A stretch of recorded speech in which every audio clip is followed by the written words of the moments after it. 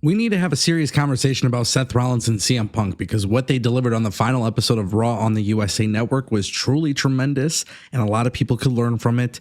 And yes, we are going to talk that talk. It's all coming up right here on the Ango Show Extra.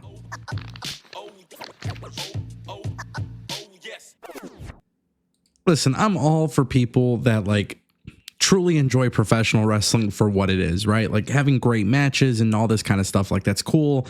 I'm all for it. If you support the matches that have all the flips and the theatrics, great. If you guys like wrestling, with death matches and weapons and blood, great. I am not saying there is anything wrong with that. But what I am saying is that for me personally, the stories and the matches that I care about the most are the ones that feel the most real.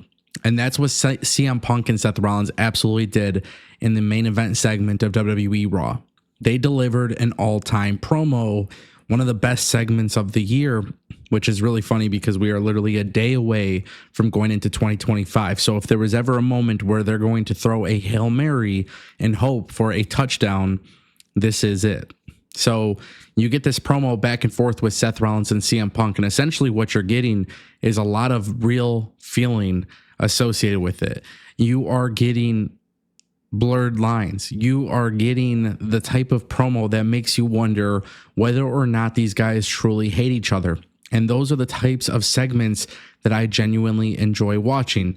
Now, the thing is, WWE had to end Raw on a positive note, especially because in a way, this was the go-home show to WWE's debut on Netflix, which is next week. And it's a star-studded card. We have some of the most incredibly big matchups that you can expect.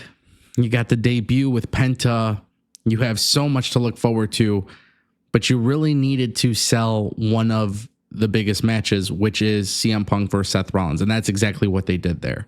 A couple big takeaways that I had from this segment was the fact that Seth Rollins often doesn't get credit for how skilled he is on the microphone, but he absolutely delivered a hell of a promo.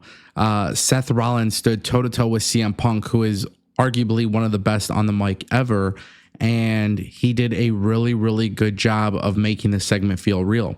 However, what was actually really surprising to me was CM Punk's responses.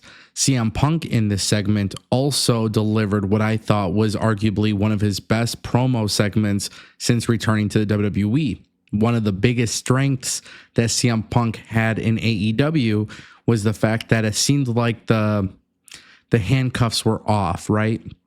When he came to WWE, he's offered some really good promos, but the problem with CM Punk under the WWE system is sometimes it just didn't seem like the shackles were off, and maybe he wasn't given as much creative freedom to go out there and say as much as he wanted. But this promo was the opposite of that. This felt unscripted. It felt, it really felt unscripted actually, but it also just felt like these two guys genuinely hate each other. Now, those are the best segments for me because as I watch wrestling, I try to get invested in the story.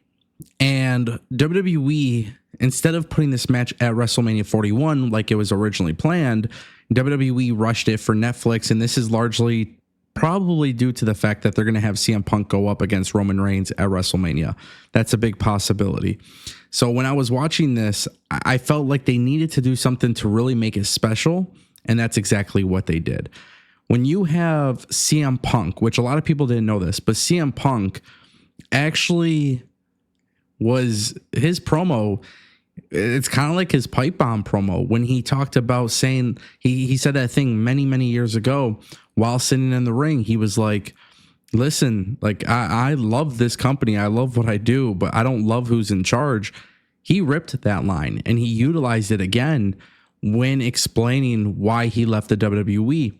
And then what was actually really freaking awesome about this was Seth Rollins did something that we haven't necessarily seen yet, which is he attacked CM Punk for leaving WWE. He attacked CM Punk for going on Colt Cabana's podcast.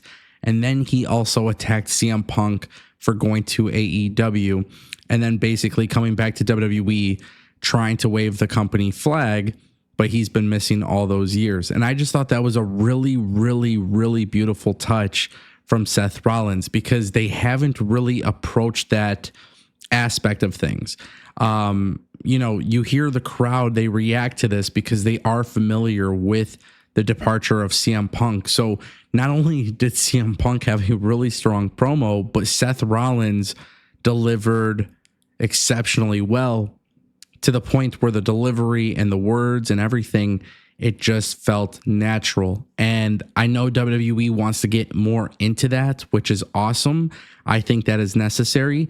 I think the more that promos sound more natural and less scripted and more real, I think it's a better thing for them. And this is one of those segments where they didn't have to get physical at all, but because they were verbally attacking each other, that right there was the difference maker. Like, they didn't have to do anything physical to sell this match in this segment. All they needed was a mic and just a couple minutes of everybody's time, which, by the way, the promo segment only took about 6-7 minutes in length. So, I mean, imagine with that allotted time, how much they were able to actually get through. That ends up making this a bigger deal than normal. And again, they didn't have to fight. They didn't have to brawl. We've already seen that between them. We've seen that hatred. But with just a couple minutes of being on the microphone, they made me feel like they genuinely hate each other. And I love that. And I love the fact that CM Punk and Seth Rollins took us back in time a little bit, while also bringing us back to the present moment. It's just one of those things that doesn't get better than that. And I think for those who watch wrestling, and for those who specifically disagree with me, maybe you don't see eye to eye with the way I look at wrestling. That is completely fine. But I just want you to understand that this is the kind of stuff that I am personally interested in. Now it's up to CM Punk and Seth Rollins to deliver a fantastic match. We'll see what happens. But when you can offer a great moment like that, you already got me hooked. And obviously I was going to watch Raw on Netflix either way, but you really need to sell this match to me. That's exactly what they did. And that is absolutely sick.